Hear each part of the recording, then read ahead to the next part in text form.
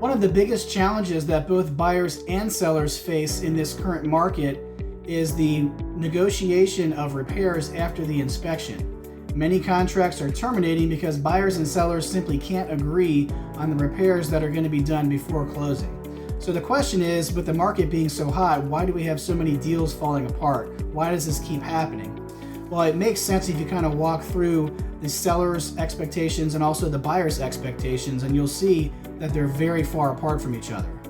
First of all, the sellers are typically getting top dollar, sometimes over list price, and sometimes they're getting multiple offers. So they feel like they're in a position where they don't need to negotiate on the condition of the home. They could probably sell this house to anybody in the current condition.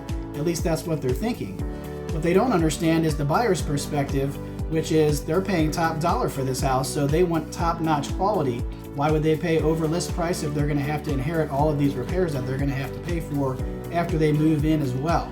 So the buyer's expectations are very high in terms of the quality of the home, and the seller's expectations are very high in terms of their negotiating position. So this is why we see so many deals fall through, simply because the buyers and the sellers are so far apart on their expectations. The question becomes, how do we bridge this gap as buyers and sellers with the intention that we're going to close a transaction? Of course, it's costly to buyers and sellers to terminate the transaction and to try to find either another buyer if you're a seller, or to find another home to buy if you're a buyer. When you're negotiating the buyer's repair requests as the seller, you want to make sure that you take care of the repairs that are most important to the buyer, that are considered material defects or major concerns with the home that they would want addressed before closing. Some of these would include any safety issues, possibly with electrical or structural issues, any leakage in the plumbing or the roof, any defects with the heating or cooling system, any termite damage that there may be in the home, or any radon levels that may be deemed unsafe. So there are other major concerns that could pop up, but these are some of the most common ones.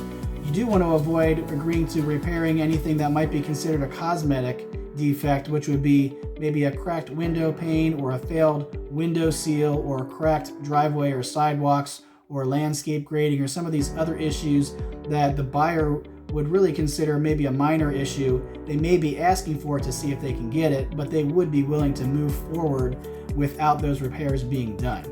The best thing to do is to seek professional advice on this. Every case is completely different, so it's definitely a case-by-case basis how you should proceed. If you'd like more information on that, if you think I can help, go ahead and click the seller's link. I promise you there's nothing being sold there. I'm not going to call you and bug you to list your home. It's just going to ask you a few qualifying questions to see if I can actually help you and let you tell me the best way to get in touch with you to continue this discussion a little further. If this information was helpful to you guys, click the like button or comment and let me know what you think. If you'd like to receive this information in the future, I do market news every Friday. I do buyer and seller tips every Tuesday. So go ahead and like the business page, follow, turn on notifications, even subscribe to my YouTube channel. That way you can keep in touch with the market, what's going on, and how you can win either as a buyer or a seller regardless of the market conditions. Thanks for watching, and I'll see you next time.